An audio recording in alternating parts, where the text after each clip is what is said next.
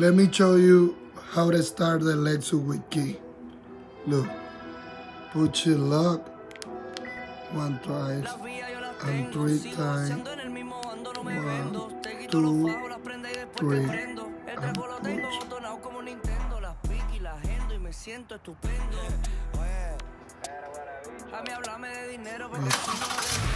Estamos activos.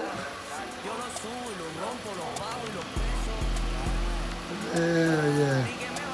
For off, put your lock and put your lock. Continue.